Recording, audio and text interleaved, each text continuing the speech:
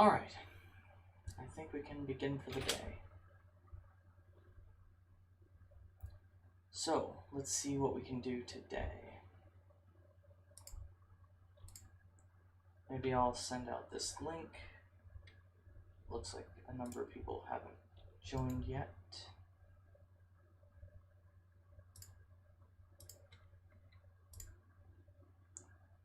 Okay. Oops.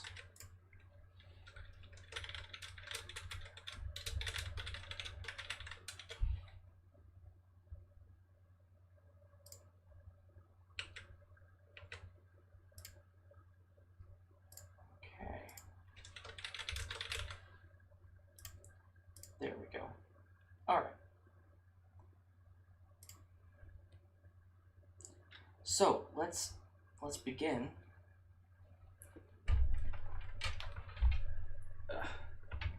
Don't know what just came unplugged.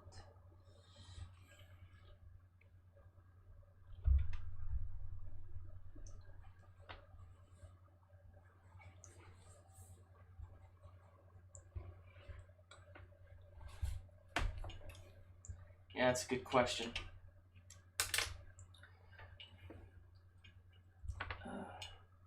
Okay, I think I need to unplug my tablet. It's so tangled in like 4 different wires. Okay.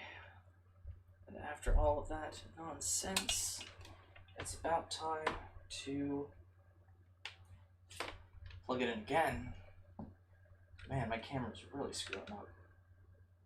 I think I'm gonna have to turn off the camera again. Okay. And let's see. Okay, wrong screen. But I know how to fix that now.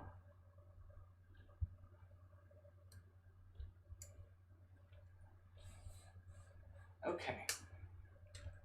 So, for today, Leftist Heaps and Skew Heaps. So the question is, what are they? So they're kind of a different way to think about heaps. Basically, we're going back from the array construction to the pointer like tree construction. And the idea of a leftist heap is that we always want to make, like, our goal here is to make the heap as left heavy as possible.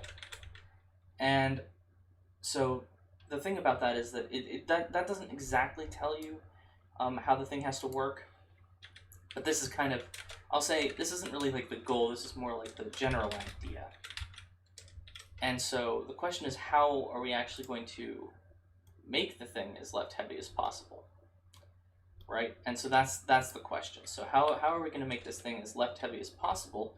And so the idea is basically we can remember that when you have a heap, a binary tree, which is a heap, so remember, like, not a search tree, then the idea here is that all you know is that the parent, the heaps as Congress, yeah, I guess that's kind of true.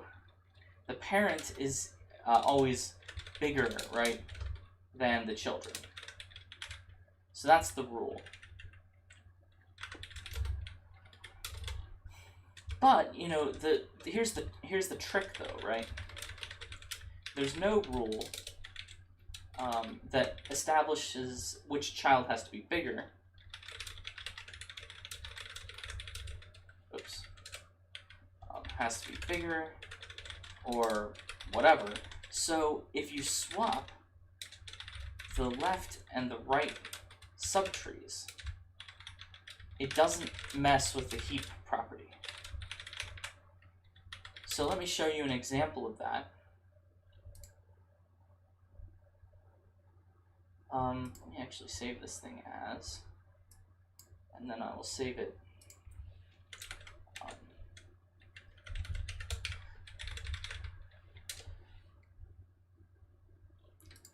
And then I think we can change document properties so that we don't have that. Okay.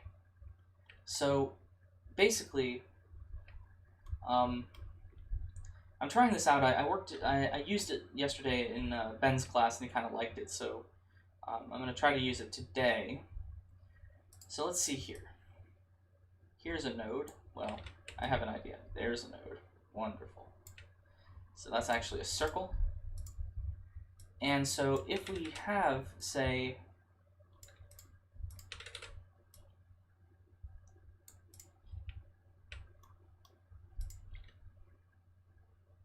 let's say that we have something like this.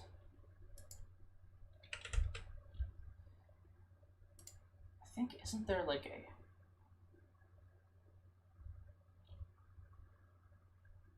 object?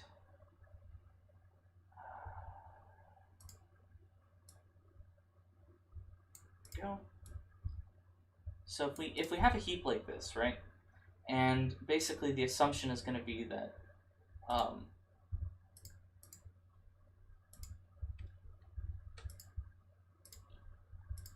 that these things can have subheaps, you know, sitting as their children here, like this. And let me just do an example. So,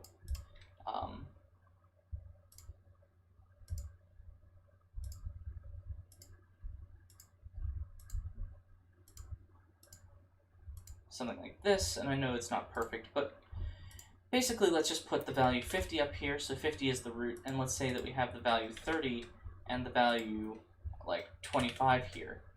So the idea of a leftist heap is that it doesn't actually matter what you do, so you can do an operation which basically swaps the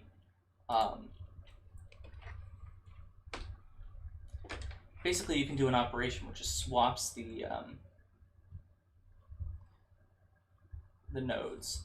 So there is a swap operation, and so the swap operation, it doesn't violate any of the heap properties, right? Because these things, all these subtrees are less than 30, all these subtrees are less than 25, and so what you're allowed to do is kind of do something like this, where I guess you just group these together.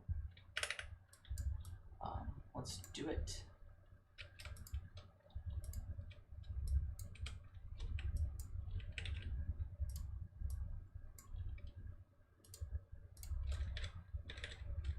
And then we'll group these together.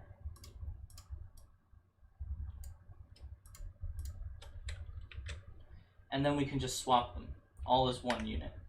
So we can do this.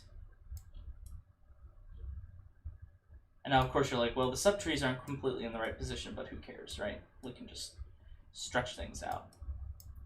So basically, we have to just reconnect these things here.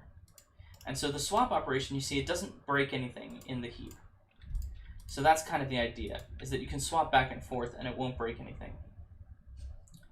So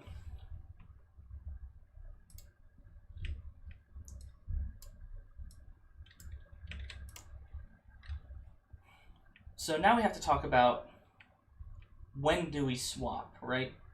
And so for that, we need to talk about the merge operation. So let's talk about, basically there's just one operation in Leftist Heaps and Skew Heaps, and that operation is called merge. And so the idea is that you have two leftist heaps. So you have a root of one of the leftist heaps, and you have a root of the other leftist heap, and you want to make a single leftist heap. So for instance here, let's say that this value is 13, let's say this value is 71, 74, whatever. And so the idea here is that because these are both roots of their own little heaps,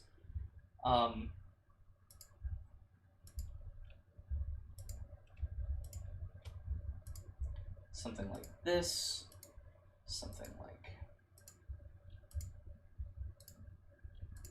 that, I guess I can just copy paste. So the question is, how do we merge two heaps? And so the answer is, in general, it's actually very difficult, but with Skew Heaps, it's a bit, and Skew Heaps or Leftist Heaps, it's a bit easier. So what we get to do in this case is we know a few things. We know that the new root of the new heap has to be 74, right? Because, and let me just write that down, I guess. New root of the heap has to be 74. And why is that? It's because it's the max, right? So if we're doing max heaps, then 74 has to be the max, so we're going to have to take 74. And so basically we know that whatever the new heap is, 74 is going to be the max. And then what we get to do here is we basically say, well, we have all these extra things, so what we essentially do is then what we do is we merge, we take this subheap here and we stick it down on the left again. So this one doesn't change. This one doesn't change.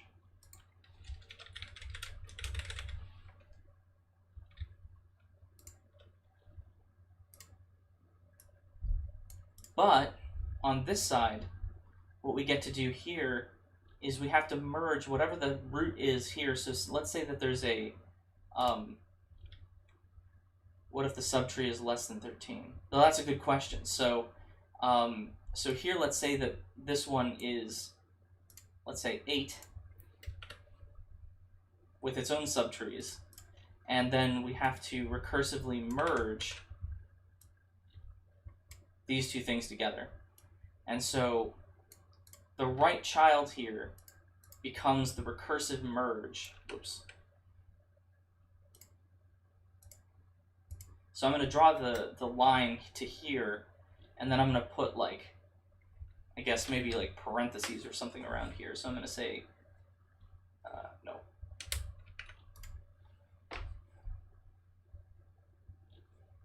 So then you have to merge these two things. And so then what happens is that in this case, 13 would be the thing, and so that would get to be merged because 13 is bigger than 8. So then basically what happens is that 13 becomes the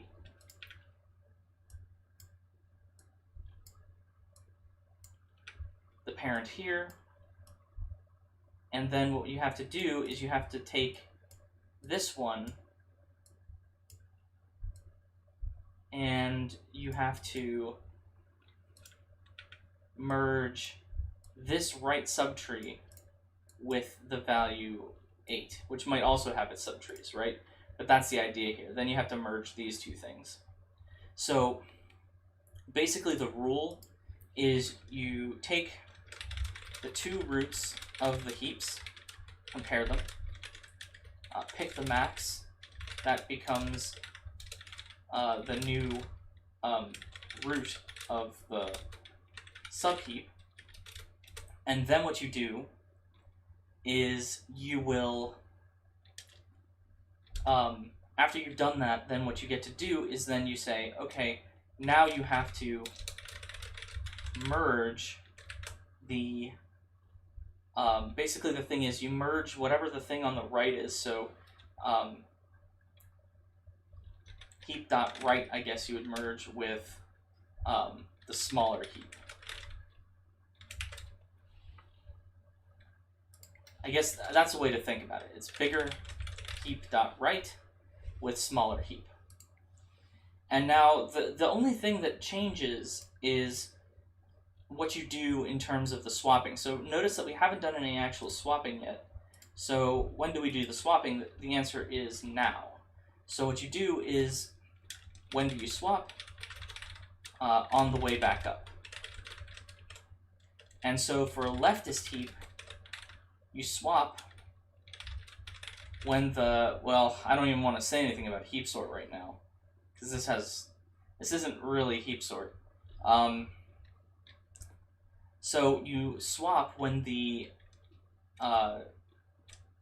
null path length of the right is bigger than the null path length of the left.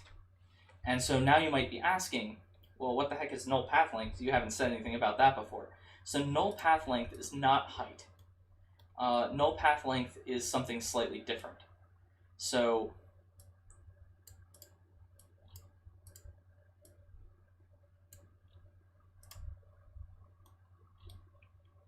let me do it. Let me just do a few examples of null path length, and then we will basically. I'll just type out the definition of it. So null path length, which is denoted NPL a lot of the time, is the shortest distance from a node to a null pointer. And so that's kind of the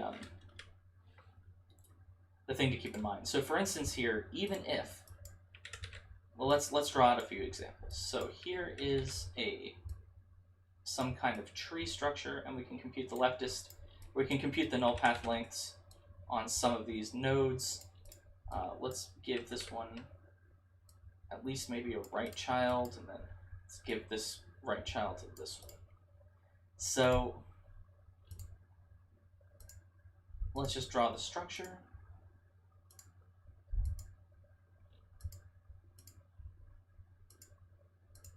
So now we have to compute the NPL, right? And of course you have to decide when you're computing NPL, like basically how are you going to consider the distances. And so what I'll say is maybe this node, a lot of the time we'll say like this node is a null path length of 0 because it has null children, right?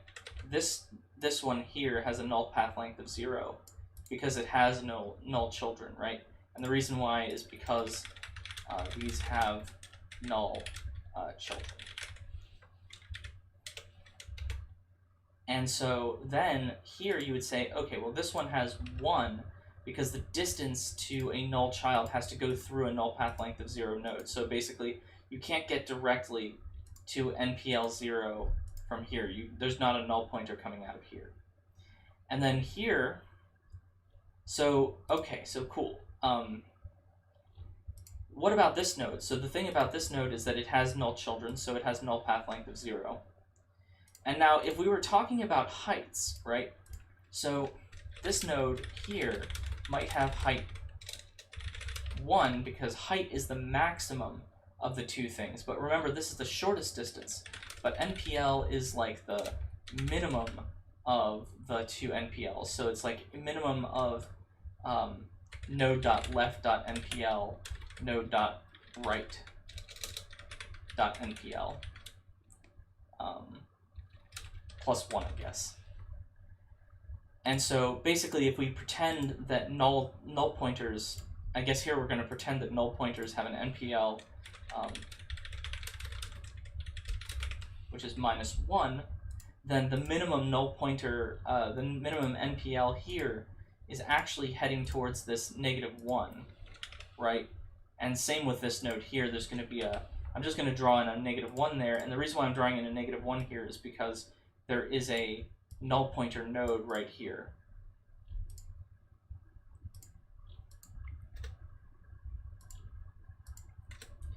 And so basically the null path length here is actually still 0, which is really counterintuitive. It's something you're going to have to get used to when you calculate these things, because you're going to think, oh, well, this one has 0, so the height of this is 1, but you're not actually calculating height.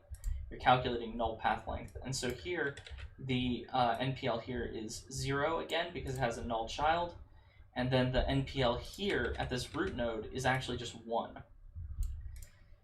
So the weird thing about this current tree that I've drawn is that actually, if this is the tree structure that was created,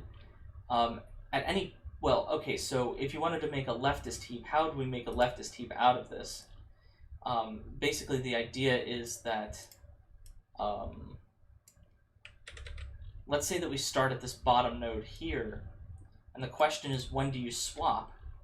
And so the answer is here, you see that the null path length here is -1, the null path length here is 0, so you have to swap these two nodes. So this one gets a swap. And that's just because 0 is bigger than -1. But then here you also have to swap because this 0 is bigger than this -1. So what you're going to have to do is basically push this one over to here, and you'll have to push this node. I'll just connect it like this so that it doesn't ram into that subtree there.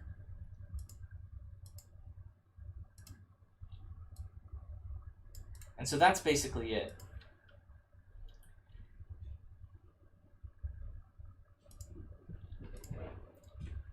So, and then you see here that the null path length here is bigger than the null path length on the right side. So this doesn't actually get swapped.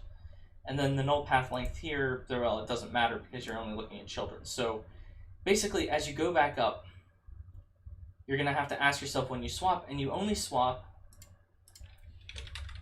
when NPL of the right side is bigger than NPL of the left. And so that's how you make this thing a leftist heap. So actually this thing is a leftist heap as it is right now. So let's look at the visualization and just do a bunch of examples.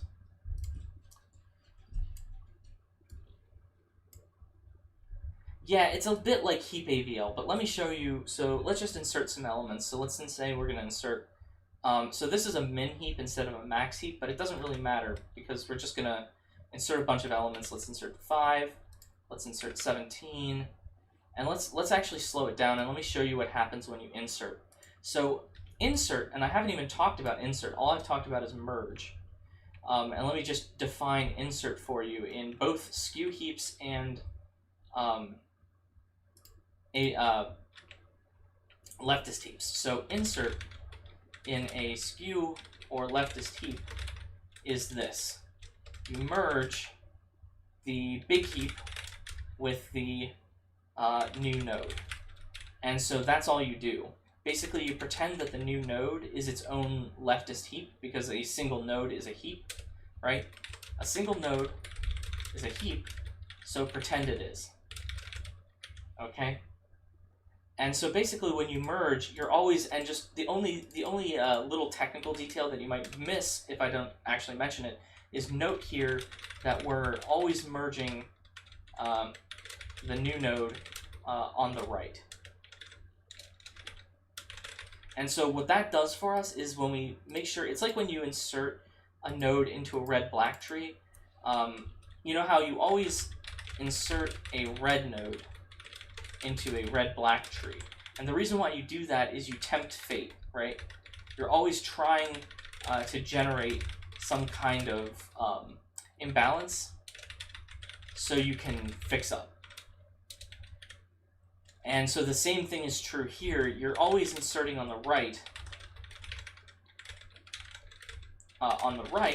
and the reason why you're always inserting on the right is because that's the most likely to generate an imbalance that we can swap stuff.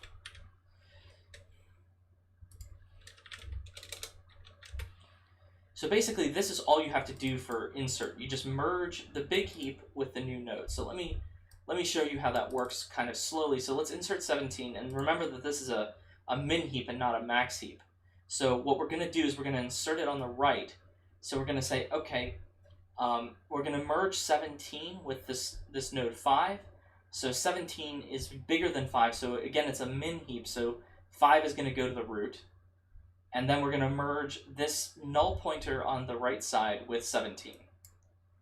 So there we go. We recursively merge. There's nothing here. So then we get to merge this with null pointer. So something merged with null pointer is just itself. So there we go. Now let's do another element. Let's say 25 so that it goes all the way down. So when we insert it, it's going to merge with this. It's bigger. It's bigger. Then it's going to go on the right. And so then at this point, once it's on the right, it's going to add itself. right? So merging with empty heap, cool. So now the point is we have to do the fix up. So notice that the null path length on this side is not written, right? The null path length over here is -1, the null path length over here is 0. So it's going to have to swap, right? Right subtree has larger NPL than left subtree, swap it. There we go. And then it's going to reconnect the tree. And then here, we check all the NPLs, and the answer is actually that the NPL of the left and the NPL of the right are the same. So we're done. Right? No swap required. The end. So now let's insert another thing. Let's insert 30.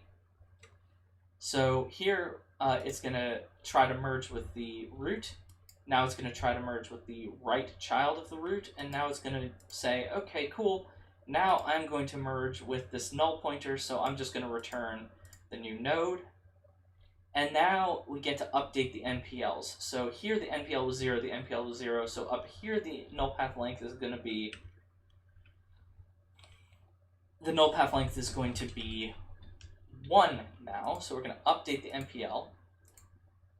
And then you look at this and you say, after we reconnect this, it's going to have to ask itself, is the null path length on the left or the right bigger? And the answer is the right subtree has a larger NPL than the left subtree, so we swap these two. And at that point, we're done. So let's insert 2 and see what happens. So it's going to merge these two, but who's the biggest of them all, right? The biggest of them all is actually, I shouldn't say the biggest, the smallest of them all is 2. So 2 becomes the new root, and then this whole thing gets merged on the right side. So 2 becomes the new root. This whole thing gets merged in on the right side, like that. Okay, well, they skipped a step. So it gets merged in on the right, but then you notice that if this is just a new node, then the null path length over here is -1. The null path length here is 1.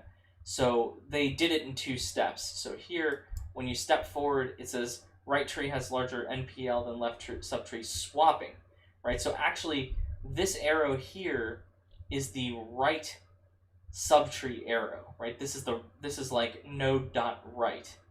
And then when they merge them, it becomes node.left. So that's what it means. That's what this is doing here, is it's taking the thing from the right side and pushing it over to the left side. And so you see kind of why a leftist heap might be a good idea now, maybe, because like say we do insert 1, and so here what we're going to do is we're going to do the same thing, right? We're going to say, okay, 1 is the new root. Technically, we're going to merge, you see how the circle is here, we're actually merging this subtree down here, even though it's just going to draw like I think it's just going to draw a this way arrow, but this way arrow actually means this dot right instead of this dot left, and then it's going to swap it to the left. So like this was actually 2 operations that just happened. So let's insert some more stuff, I guess.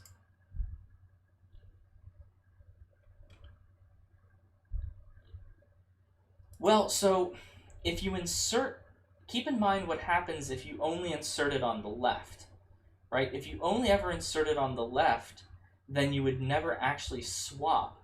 And if you never did any swaps, then you would basically just establish yourself some kind of weird, like really long linked list, structure. And it would not be quite as good as this, because at least here you have some kind of tree structure left, whereas if you just inserted everything on the left, it would just be basically a kind of just a linked list. And so every insertion you would have to go down through n nodes, right? So let's insert, say, 7. And so you see that it'll just stick itself on the right, like this. And so now here's an operation that we haven't talked about. Well, let's insert some more stuff. 14. And let's insert maybe 16, just to insert. Oh wait, actually no, That's a good insertion because you'll see what happens here. Actually, this is an interesting insertion, so let's actually think about this one. So when we step through this, one is going to be bigger, so it's going to merge on the right, so it's going to merge with 7. 7 is bigger, so it's going to merge on the right, so it's going to merge with this null pointer down here, so it's just going to get... When I say merge with a null pointer, what I mean is that it's going to take that right child's place. And so here, it's going to get stuck on the right, and then, this is the glorious part, it's going to update the NPL of this node. And then what do you notice about the N? So here, the NPLs are fine because they're both 0. Here, the NPL is fine because it's 1 and this is both 0. Here, on the other hand, if you look at the children, the null path length on this side is 0.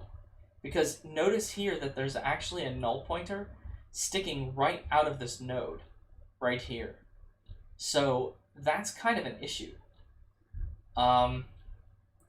I actually don't know what Project 3 is yet. I haven't seen it be released, but the last semester they made people code up a Skew Heap.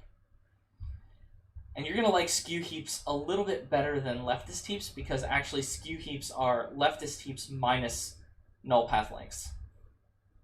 But anyway, so here now you see that the null path length on the left is too small. So actually we have to swap now, right? Boom. Look at that. That's weird, right? Because you can't think of it as heights. You have to think of it as this weird null path length property. So, okay. And then you're done. Okay. Now, let's talk about the other operation, which is remove smallest. So let me show you what happens.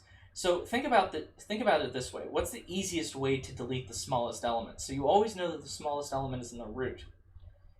And so you can just delete this node.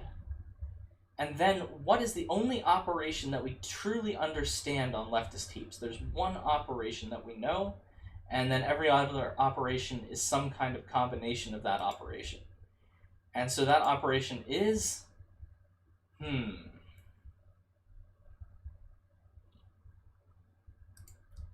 So if we remove this element, now we have two leftist heaps. So now what we're going to do is we're just going to merge them. So let's see what happens when we merge them. So this node is now gone, so ignore this fact that this 1 is sitting here.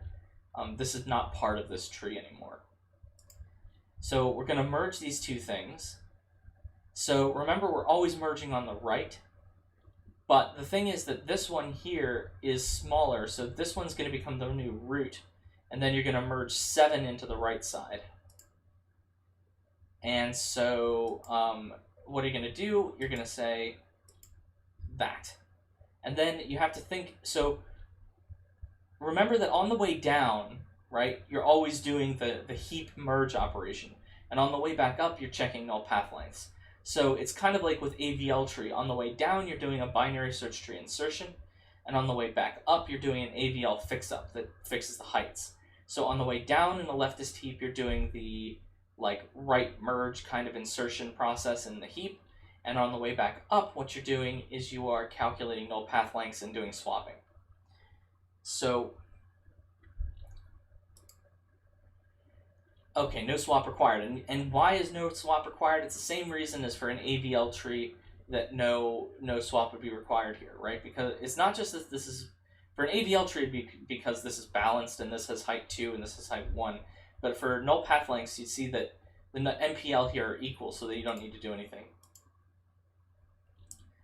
So let's remove the smallest again and see what happens. So what's going to happen is it's going to merge 5 and 7, so it's going to merge on the 7 into the right. So basically what that means is it's going to pull off this node, and it's going to look at this node. So it's going to look at these two things together, and now it's going to try to merge them. So it's going to compare 5 and 7 first, and then it's going to compare 7 and 10, and then you see that 7 is actually bigger than 10, 7 is smaller than 10. So now what you're going to do is you're actually going to merge this thing onto the right.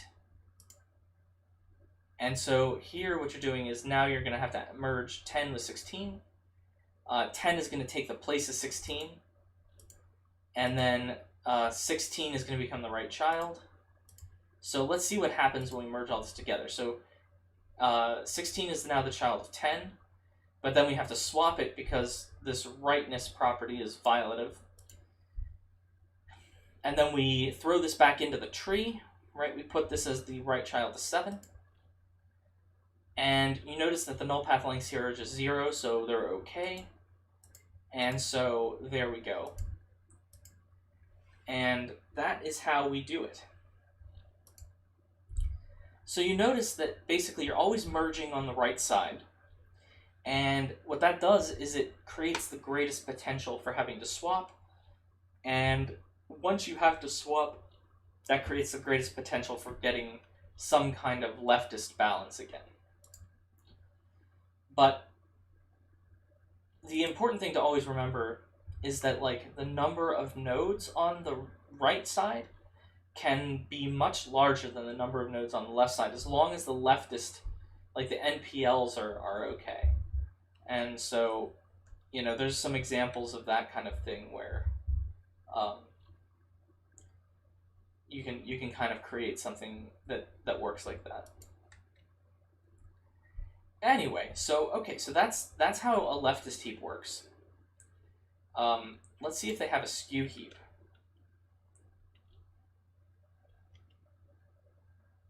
I think they do. So let's insert. And let's insert a 7. And so, you know, you might think, well, okay, that's swap. That's just like a leftist heap.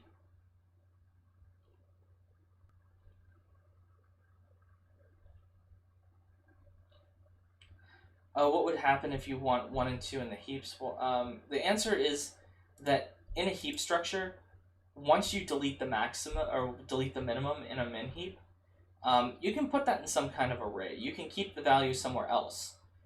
But the heap doesn't want the value anymore. It's gone. Because if you insert 1 and 2 back into the heaps, then, like, if you inserted 1 back into this heap, then it would become the root again. And if you inserted 2 back into this heap, it would become, well, it wouldn't become the root again, it would just become the right child this time.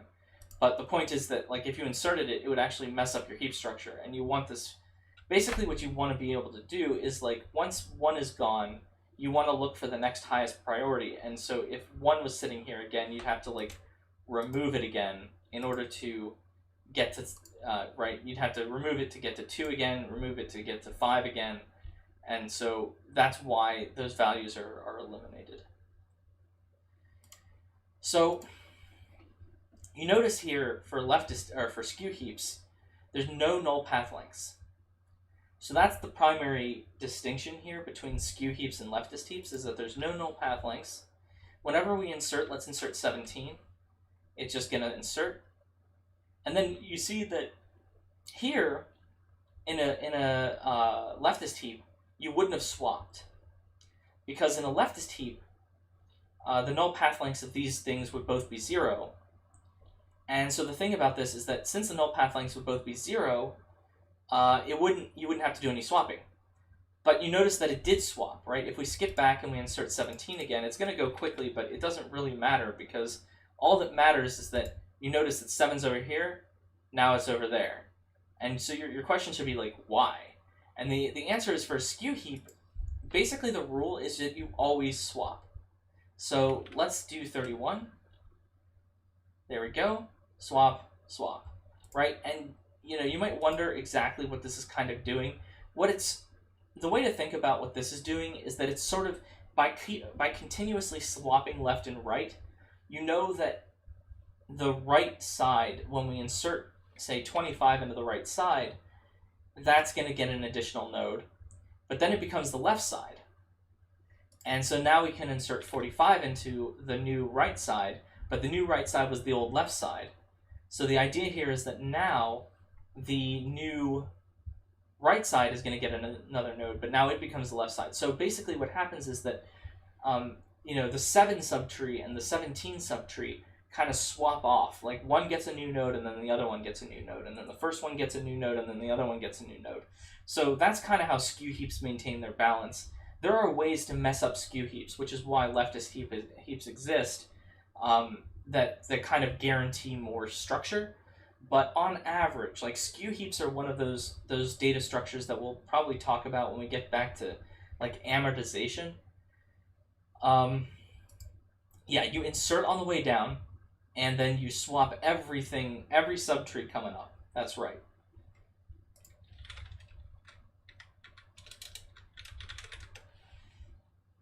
And so you might think like that's pretty nuts, right? Because you like, why would you want to do this? But you see that it kind of maintains the logarithmic property here. So if you insert, say, 99, as long as the nodes are bigger, you see how it's kind of this beautiful logarithmic thing. Now, if we insert, say, 4, then 4 is going to become the new root, and it's going to stick 5 on the left. And then if we insert, say, 7, it'll go on the right, and then it'll swap. We insert 15, right? And so 15 is kind of going to do that. And so the point is that here you might be like, well, why are we doing all this swapping? The answer is because it's balancing out lefts versus rights. Like every time a node gets inserted into a subtree, we swap it so that the next time it gets inserted into that subtree, the left and the right are swapped, so the node will go into the opposite subtree. And so that it kind of increases this tree itself is not really particularly well balanced, but the reason why it's not well balanced is because we inserted a node who is the new root who sits above the kind of more well balanced part of the tree. So if we remove the smallest element, for instance, here, then we can merge these two things. We'll merge this on the right, so then we stick this in, and this becomes the right child. But then remember, the moral of the story is we always swap, so this will become the left child now. This becomes the right child, but then we always swap, so then these 7s will swap. And so you see that it's good because if we now insert, say, 48, what's going to happen is that now 48 is going to go in on the right side. And because it goes in on the right side, it's going to go all the way right, and then it'll become the left child. And then 45 and 15 will swap. And then the 7 will swap again. And so you see that the skew heap is kind of, after a number of insert and remove operations, it is kind of balancing itself out. And so that's kind of the goal of a skew heap. So leftist heaps maintain balance by ensuring that the null path length on the left is always bigger than the null path length on the right. A skew heap, on the other hand, maintains balance by kind of just always swapping so that nodes are always going into opposite subtrees.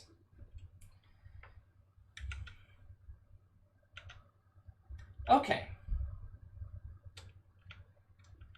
So yeah, let's look at remove smallest here. What would happen if we remove the smallest element? So 5 would be removed, and then it's going to merge these two heaps.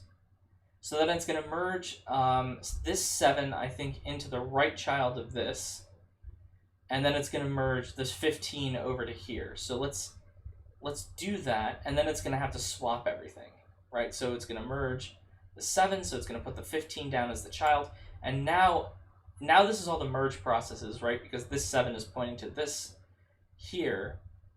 But now what we have to do is we have to step forward because it's going to swap the two children. And then it's going to put it down as the right child. But then remember, it always swaps. And so there we go. And that should be it.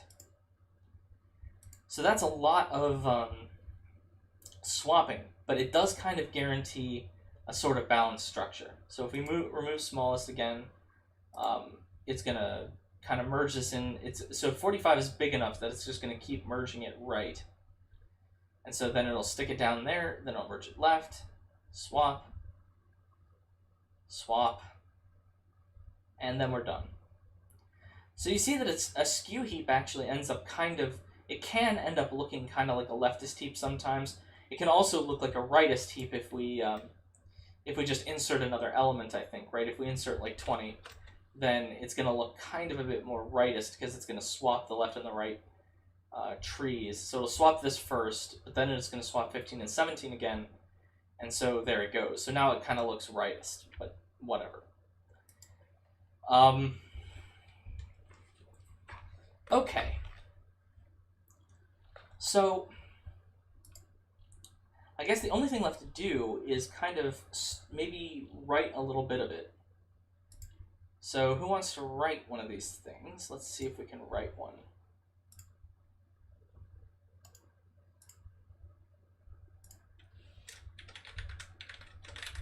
And of course, this is very dangerous because, well, let's make it a class.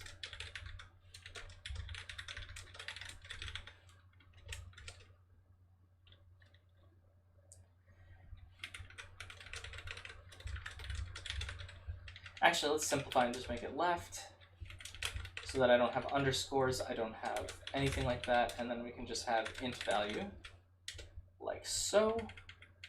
And let's put in a constructor that just sets all of these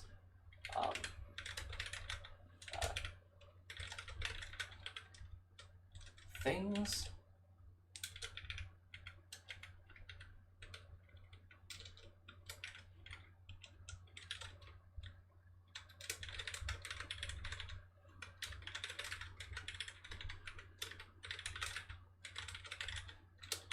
Okay. Why doesn't it like this? Single argument must be... Okay. Will it hate that less? Okay, it hated that less. But let's hope that doesn't cause any problems. Okay, so what kind of things do you do in a heap, in a leftist heap? Basically, you just merge, right?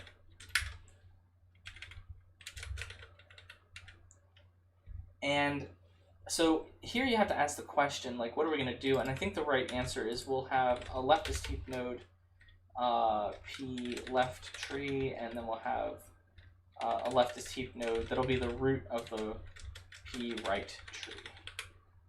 And so that, and maybe we'll return, I'm a little scared, maybe we'll return a leftist heap pointer, leftist heap node pointer. I think that's probably what we're going to do. And then here, basically, we just have leftist heap node pointer, p root.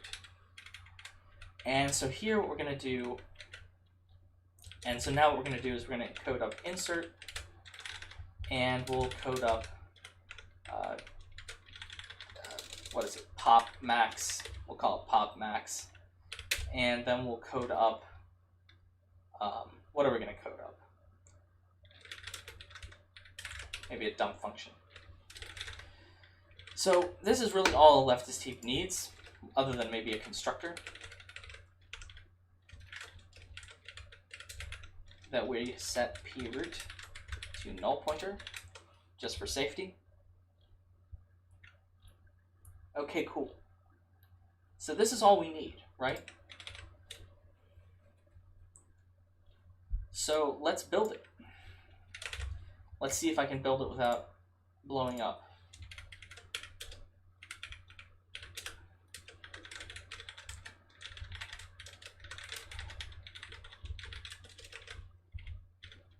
Because it is always possible that I will screw up so badly that I cannot finish the problem. So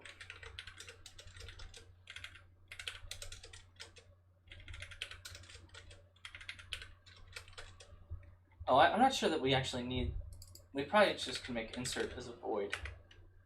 And merge, pop max needs to be int. Sorry about that, but that's not a big deal. You can just change those types. I was just copy pasting. Okay, that's better. Doesn't that feel better? So remember, this is the great part about everything. The top node, if p root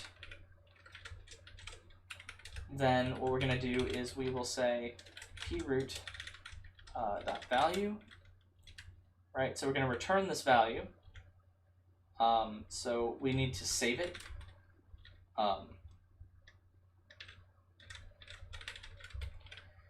Is equal to this, and then at the end we'll return it.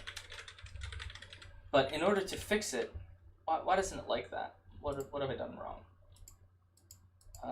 Value is here. Oh, this is all private because I made it a class. I need to make this public. See, that's why I should have just made it a struct.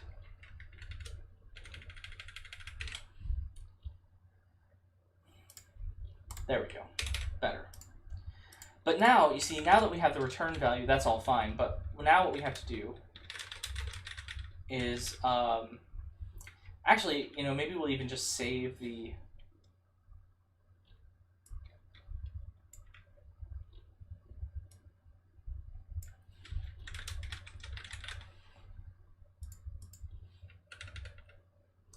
whole node. I think that's probably the right way to go. Leftist heap node pointer old root equals proot.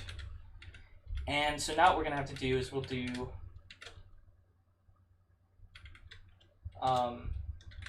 int big value equals old root value. And you'll see why I'm doing all this in just a second, because here now we have to delete the old root. And so we can't delete the old root and then return old root dot proot or old root dot values. So we have to save these two things separately, right? Because we're going to delete this first, then return this value. But all of that aside, right? That's all just like bookkeeping, right? Now what we have to do is just merge the old root dot right and the old root dot left.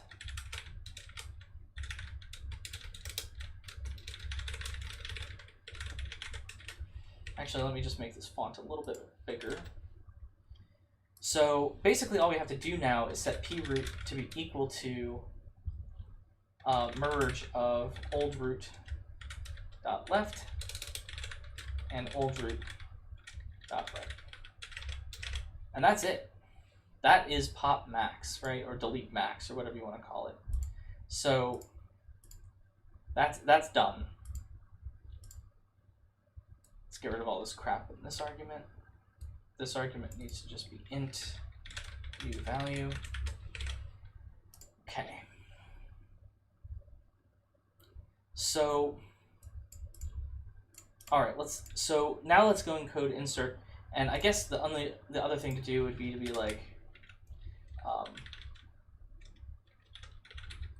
you know, leftist heap empty.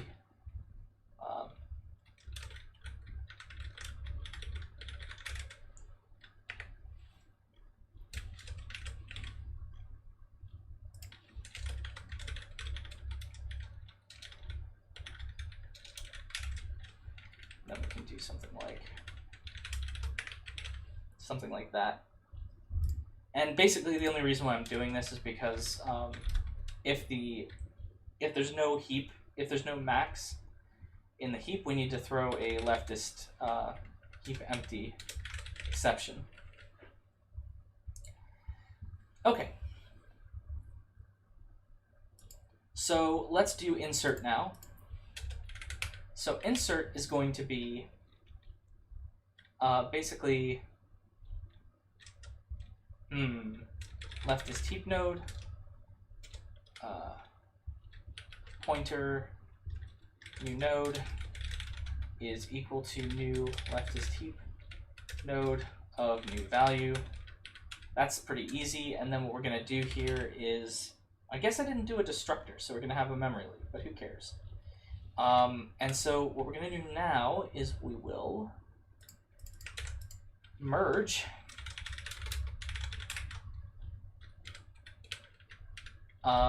and remember, you always merge the new node on the right. So basically, you just have to merge the new node into the right child, or into the right side. unfortunately, merge is not really a commutative function in that sense. So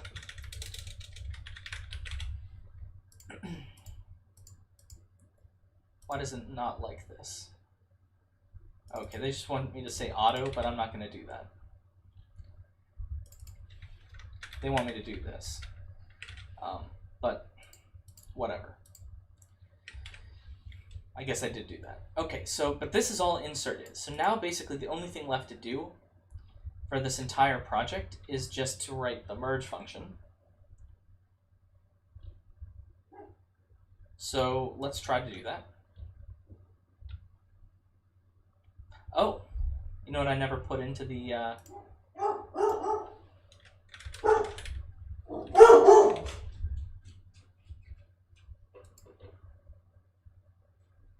Okay.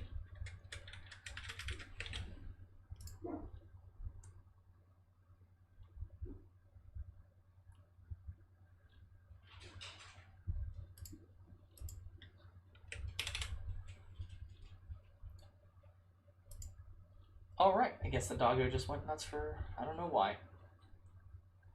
So,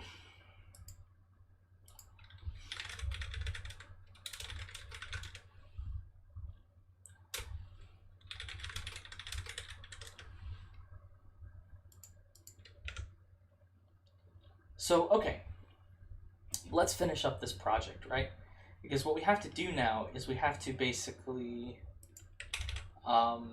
merge the left and the right. So remember what the rule is for merging, is you check the NPL of the left and the right. Whoever is bigger becomes the left, and so what we do is we say, first we're going to call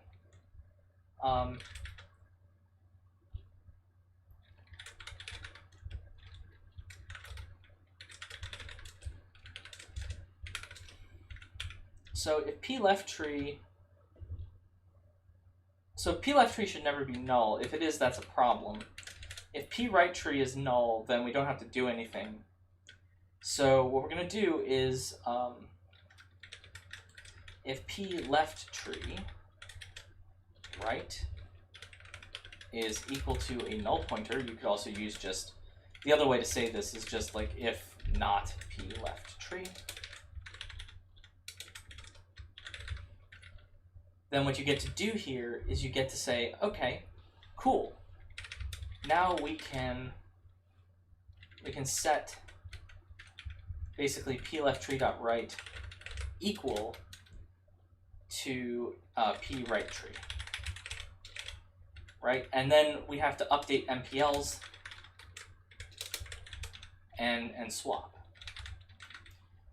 But let's look at some other cases. So what if it's not, right? What if it's not null pointer here? Okay, it really does not want to, it loves the kind of JavaScript, Java-y style, which I tend to hate. Okay, so if this is the case, then if the p left tree value is bigger than or equal to the p right tree dot value, so now we're actually using the heap property. This is here to maintain the heap property, right? So we have to make sure that we maintain the heap property here. So the p left tree dot value is bigger than or equal to p right tree dot value. Then what's going to happen? So what's going to happen is that we're going to merge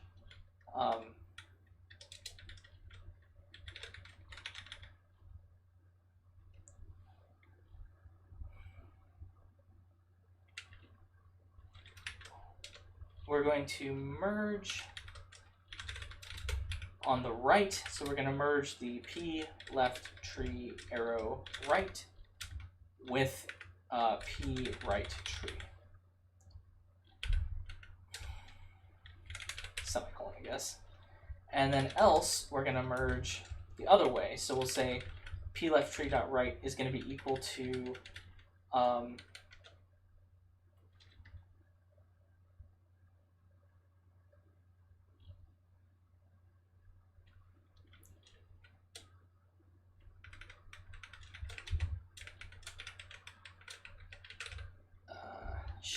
that should do it.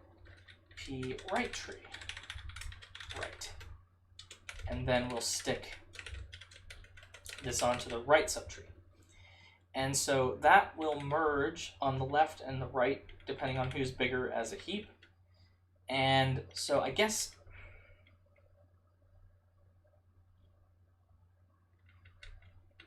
that should basically do it, right? So we're just merging on the left, we're merging on the right, and then remember here we're going to have to return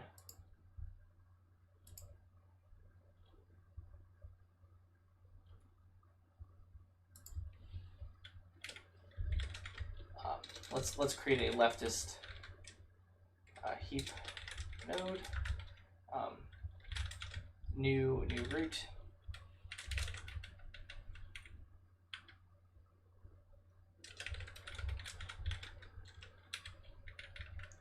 And so here the new root is going to be the P left tree because that's the one that's going to be the top one, and then the new root here is, really we should call this like new subroot, I guess.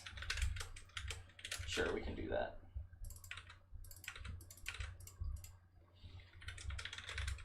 And you'll see why I'm doing this in just a second, because at the very end we're going to return the new subroot.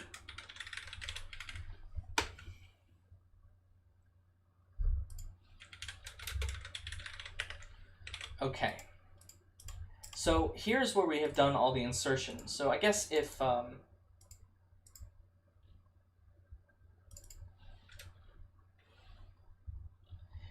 I guess this only deals with the case where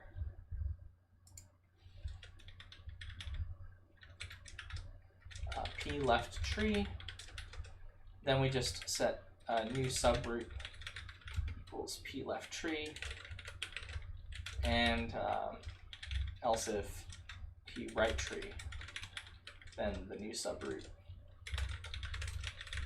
equals P right tree. So this is the insertion part. So insertion is now done.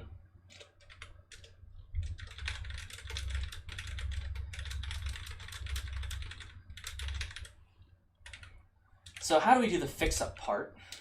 And I'm sure that there's a ton of problems in here. I don't know. So if new subroot, right? Then what we can do here is we can check.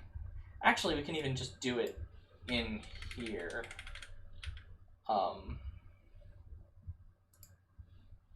The only time where we ever have to swap, maybe we can call a helper function, where you can say something like recalculate NPL on P left on new subroot dot left, calculate MPL on the right, and then what we get to do is we say if new subroot dot left dot MPL is less than the new subroot dot right dot MPL, then we swap. Oh, and so actually we can add the swap method here.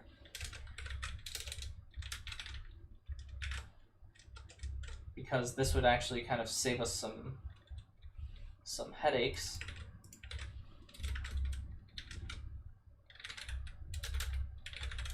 So left is equal to right, right is equal to temp, ptemp. There we go. And that's really it. So I think that's it, right? Other than this recalculate MPL function, which I haven't coded yet. I guess, we could even add that to the node as well.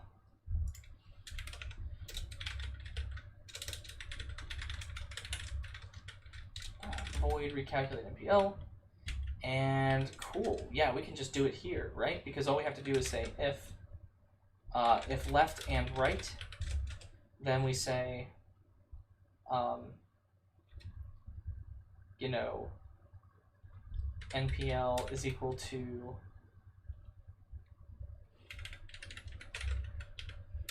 left NPL less than right NPL. Then it's, remember, it's always the minimum plus 1.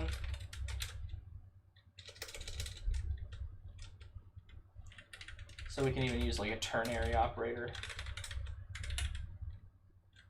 And then we can just parenthesize it, add 1.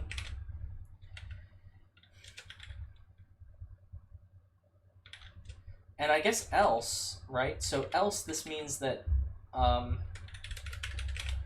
well, that was easy. So why can we just do this? And the answer is because if the left or right child doesn't exist, then the NPL is equal to the minimum of the left and the right NPLs plus 1, and remember that the minimum, the value of a null pointer is -1, so it'll be -1 plus 1, which is always 0. So actually, we don't even need to calculate this very strictly. We can just be very loose about, I mean, we can just set it to 0, and that's great. So this calculation we actually have to do because it's like the minimum of the two things plus 1, whatever, blah, blah, blah. But this one we can just set to 0 because if one of the children doesn't exist, that's a lot nicer than like an AVL recalculate. So there we go. Did I misspell something? Yes. It was yelling at me because it was like, hey, don't do that.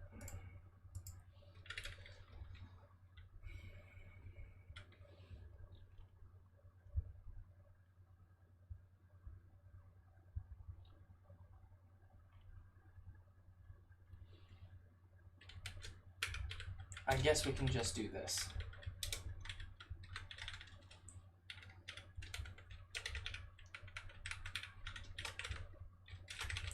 And maybe we actually have to check. I don't know. Maybe we should do some safety checking. Safety checking is always better than not safety checking because then it's. Is it possible that new subroot.left would be the null? Yeah, it's possible. So I think this one is never going to be null pointer. I think this one might be null pointer sometimes. Like when you're inserting, basically when you have one node and you insert the first node on the right side, then it won't have a left child. Even though both the, yeah, I think it might be that. I don't know. Maybe I'm wrong. So let's do, actually let's just call this in order. And then let's make an in order helper just like in the project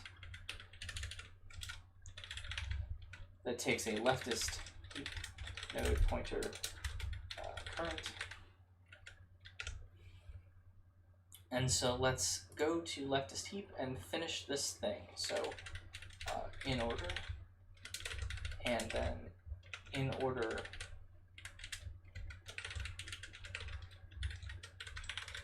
like that. I don't know, I always like to put the functions before the data, but I guess it doesn't matter. Oh wait, and this needs to be in order helper. Okay, it's just not like a, never used. Okay, well, none of these functions are ever used. We're never actually doing anything. So I guess that's the last thing, and then maybe we can test this code out, see what happens. Why doesn't it like this? Oh, can be static? No thanks. No thanks. I'm happy with that as it is.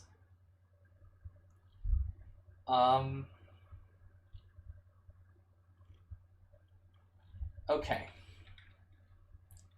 So then we call in order helper on the p root. Cool.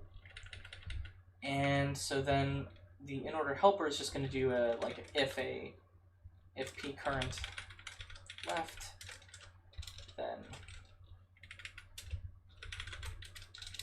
let's see if we can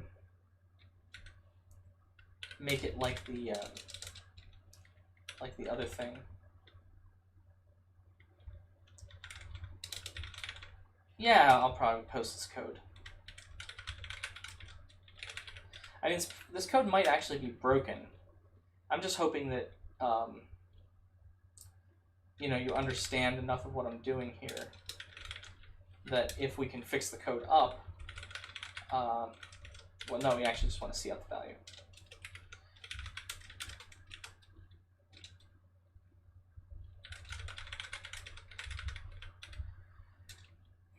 And then same thing here.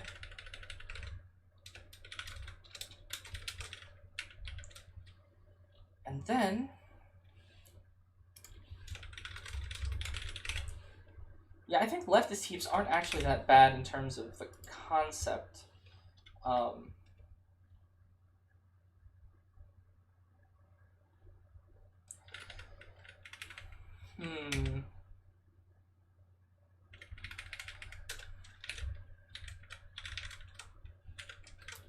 There we go.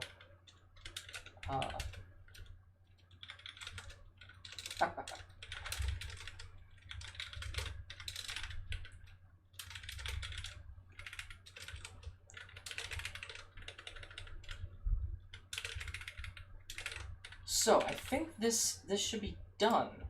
You know, and you never really know with code, right? I could just be totally totally wrong. But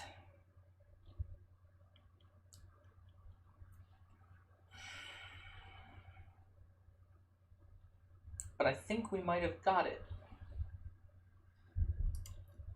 So I think I'm going to spend another minute or two just writing up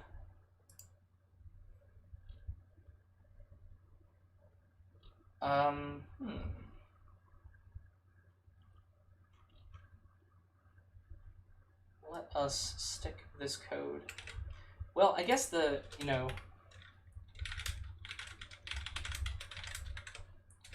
I guess the true test is not even if it runs, but does the thing even compile?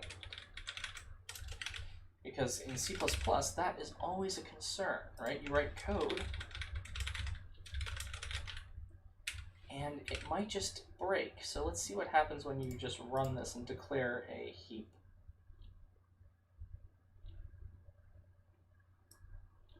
All right, so it didn't explode. So let's copy and paste this, I think. So we basically want to do the same thing.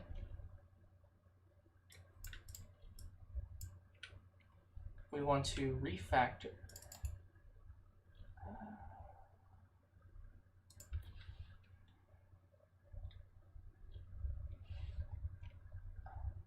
Why didn't it pop up?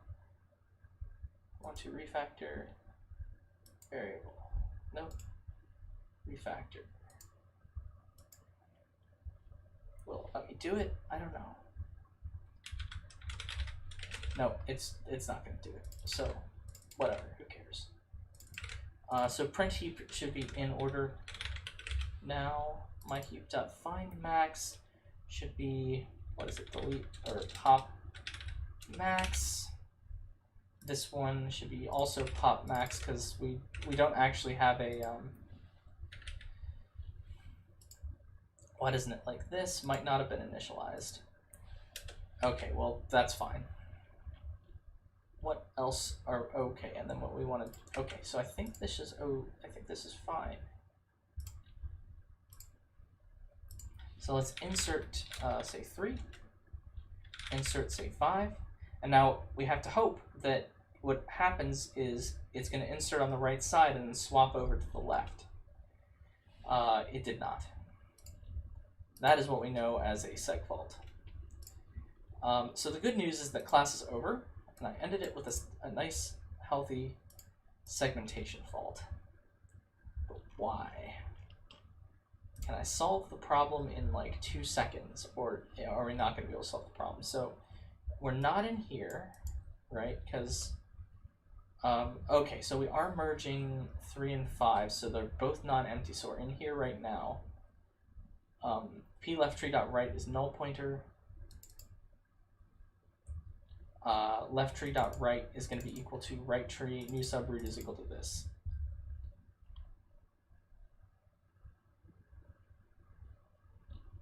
Oh, is it that simple?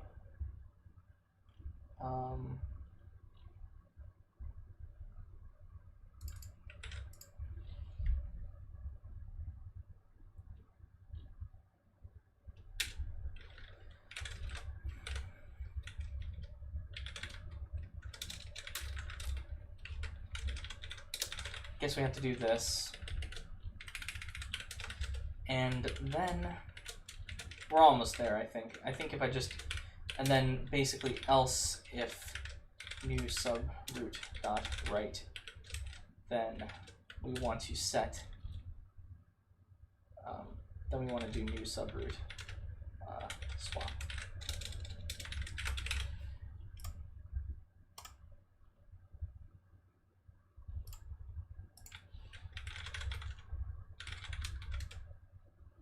Well,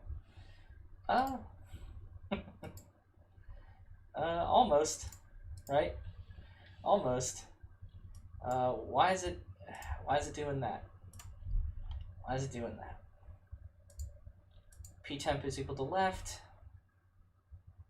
Left is equal to right. Right is equal to P temp.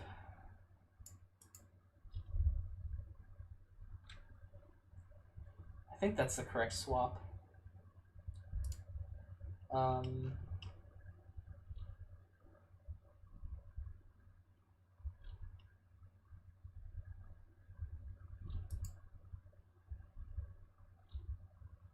New subroot is going to be the, so for this one, it's really simple, right? Because when we merge,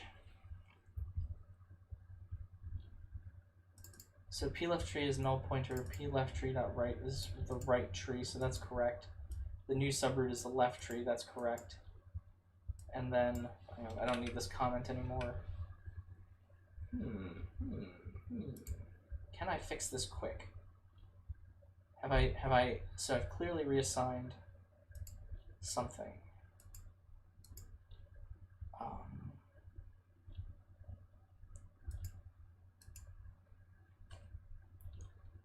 Interesting. So it did swap correctly, or it did, well, it didn't swap correctly, it actually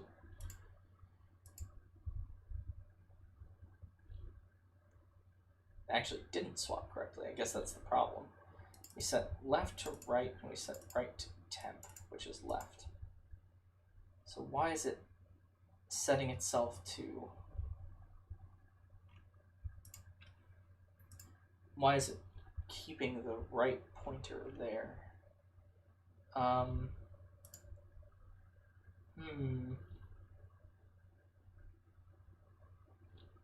It's a good question.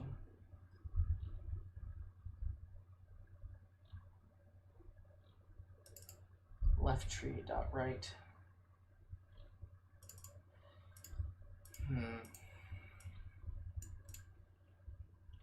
Well, welcome to debuggo land, right?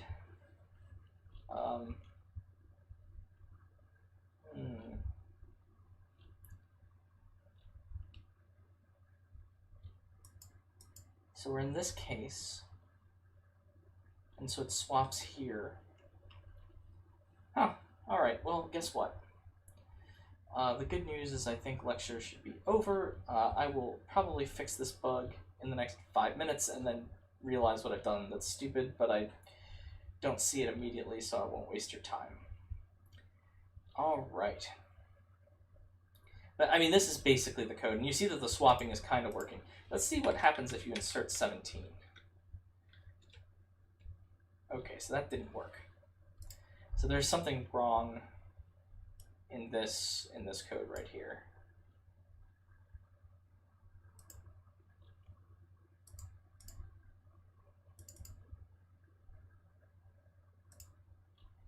Yeah, so basically the bug is in here.